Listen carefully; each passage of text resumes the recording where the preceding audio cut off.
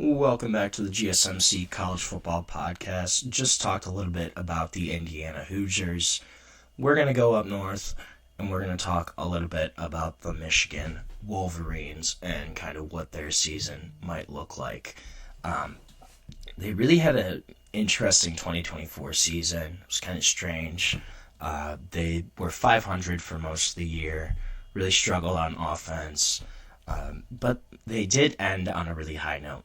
They went into Columbus, beat Ohio State in the shoe, then played Alabama in the ReliaQuest Bowl. Alabama almost got into the college football playoff this year. Didn't have a great season for Alabama standards, but but Alabama still had a really good season. Michigan, though, were able to beat them in the ReliaQuest Bowl and have some momentum coming into this season. So the quarterback situation, again, that's going to be the big talking point around Michigan this year, but it should be much improved. They finally have Bryce Underwood in town, number one quarterback, number one overall prospect in the 2025 class. Belleville, Michigan kid, was committed to LSU for a long time. They were able to kind of lure him away with a double-digit NIL package. So Bryce Underwood's there. Obviously, that's going to be your quarterback of the future. The question is, will he start right away? The other name is going to be Mikey Keene. Mikey Keene was brought in from Fresno State, also was at UCF for a few years. But even if Mikey Keene starts, he still should be an upgrade over the guys they had last season. He completed 70% of his passes last year, threw for 2,900 passing yards, had 18 touchdowns. So obviously can play, is still a really solid quarterback option. I think he's better than the Davis Warrens, the Alex Orgis that Michigan was running out last year to start for them. He did have 11 interceptions and he had 10 in 2023, so that's kind of going to be something to watch if Mickey Keene does end up starting. Kind of, can he take care of the ball? Can he protect it? Michigan is normally kind of risk averse on offense. They run a more traditional offense for the most part. It will be interesting, though, which one does end up starting. Is it going to be Bryce Underwood? Is it going to be Mickey Keene? Running back's going to be an interesting room for them this year. Donovan Edwards is gone, but they do return Justice Haynes, Jordan Marshall. Those are going to be your big two guys. Justice Haynes was an Alabama transfer, really talented running back. That's going to be a guy that can showcase what he can do in a more expanded role for Michigan. And then Jordan Marshall, he was a Michigan recruit. He was a high four-star running back from Archbishop Moeller, Cincinnati, Ohio. And he kind of showed out at the end of the year, was the MVP of the ReliaQuest game, had 100 rushing yards during that bowl game, kind of showcased what he can do, and potentially be a bigger role, have a bigger role for the offense this season. Wide out, again, is going to be a big question mark for Michigan. Samaj Morgan, Kendrick Bell, they're probably going to have first shot at starting. They're probably going to have the most amount of opportunities, but there's 5 or 6 guys kind of all in the mix for playing time at wide receiver for Michigan. There's nobody's really stood out so far, and that's going to be probably a question mark throughout the season, where we don't really know who Michigan's number one wide receiver is going to be. Tight end is also obviously going to be concerned. They're losing Colson Loveland, all Big Ten tight end, probably going to be a top 20 pick in the NFL draft this year. That's going to be a big loss for them. Security blanket across the middle as a tight end.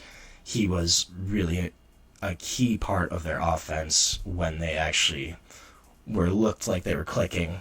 Colson Loveland was normally a big part of that. Offensive line is also kind of a question mark right now for them. Most likely it's going to be shuffled throughout the season. Giovanni El Hadi, he's probably going to play left guard for them.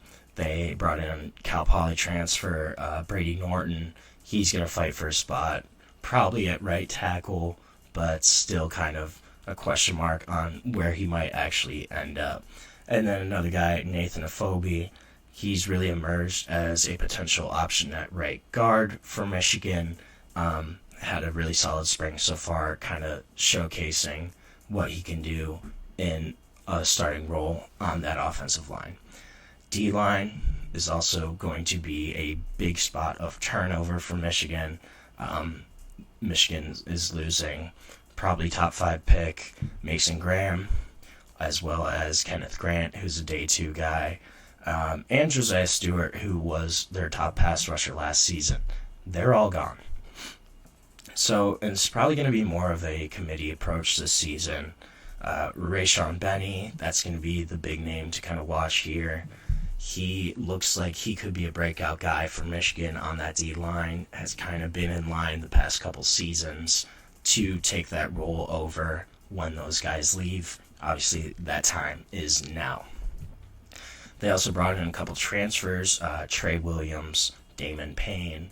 Those guys also came in from Clemson and Alabama, respectively.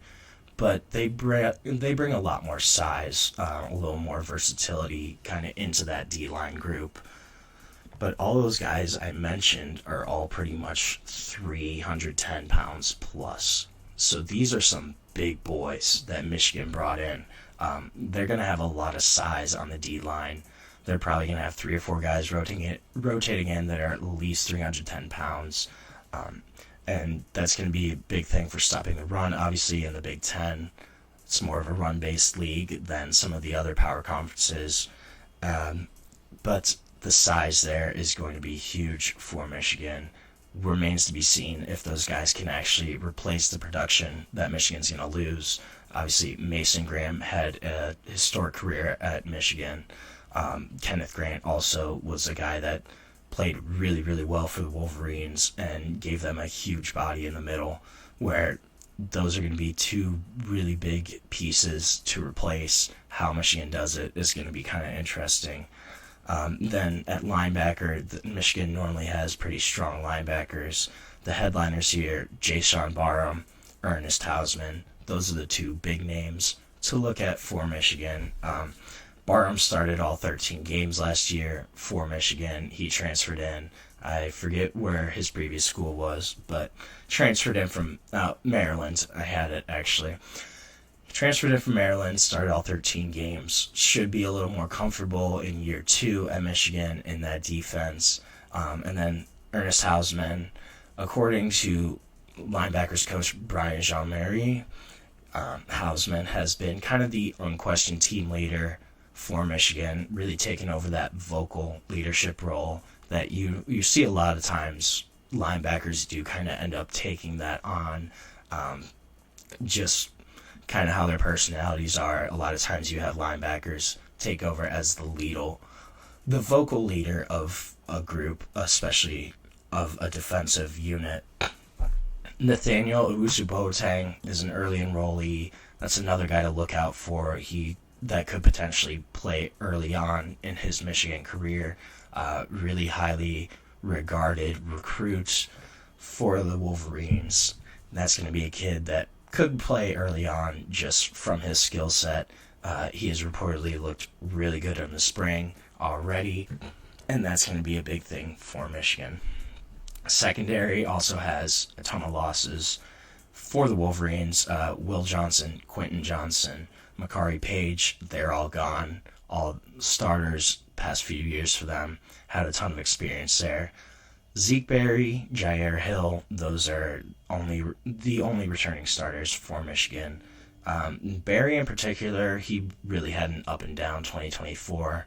Obviously, he played a lot, but he kind of got picked on he struggled with double moves, struggled with some of the more experienced wide receivers in the Big Ten, just in their savviness, I guess.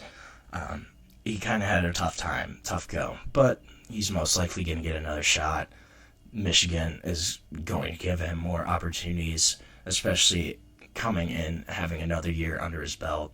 Cornerback is a really tough position to play if you're not playing all the time, or if you are young especially. It's a tough position to learn. There's a lot of nuance to it.